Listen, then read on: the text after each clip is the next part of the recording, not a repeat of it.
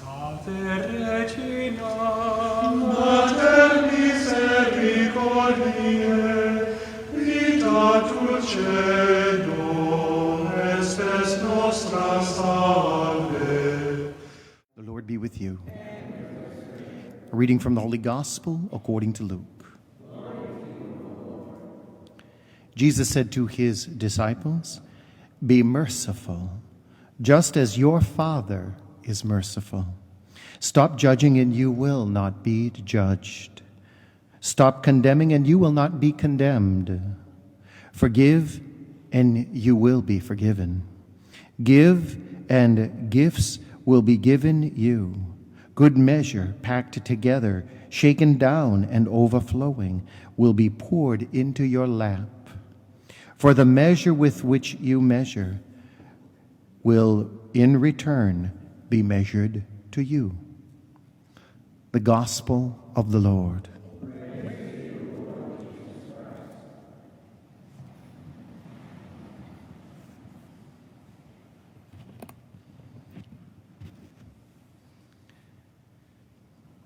There was a wealthy and very politically connected businessman who started seeing a very nice woman, and he was thinking about marriage. And so, because of his standing in the community, he decided to hire a private investigation firm to check into her background. And so he hired the investigator who was put on the task, did not know who was seeking the investigation. They wanted it to be a totally blind research effort. And so the report came back to him, filed by the investigator, without knowing who was the recipient of the report.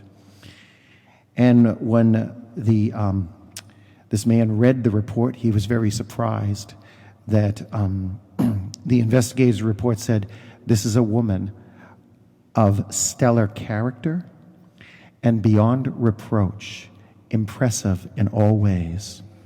However, lately, she's been consorting with someone who is of questionable repute." This is a true story.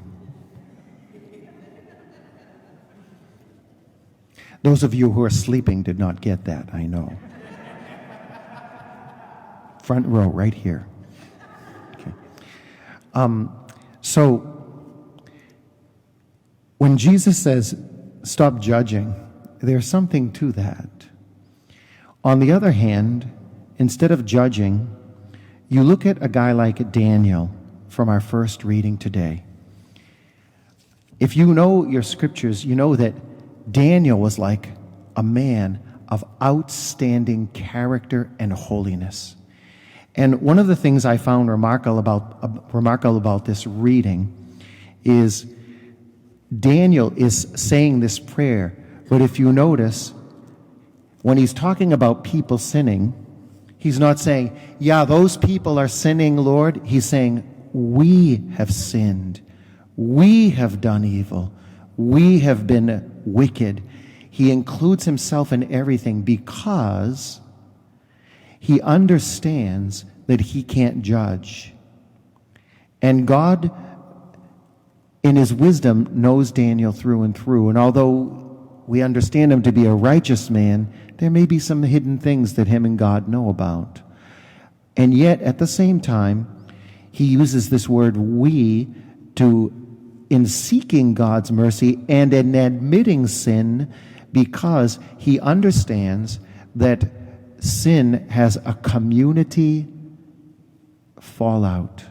It has a community effect. Sin affects everybody, and it's all our responsibility. And so if we're not, by our personal holiness, seeking to be sinless, by our personal holiness, if we're not seeking to be sinless, we are part of the sin problem.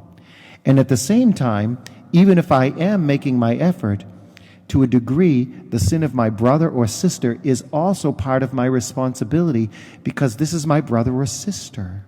And we're all in this together, and I need to be about helping them too. And that's why Daniel says we when he prays, because he's praying for all of us. He's including himself in this whole deal. And so it's not you people, but it's all of us. We're all in this together. And so we all need to pray.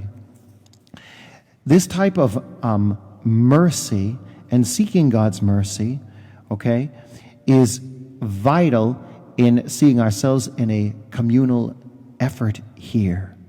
We all need to help each other out, not just by being unjudgmental, but also by being merciful and together pleading for God to bring us healing. I found an interesting quote this morning by a 9th century monk. Mercy is the image of God. The man who is merciful is in truth a God dwelling on earth.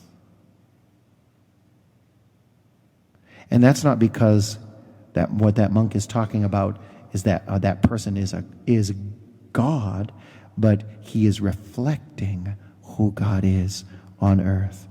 And so there's this calling for us literally to be living icons of the mercy of God for one another right here on this earth. Regina Celi, let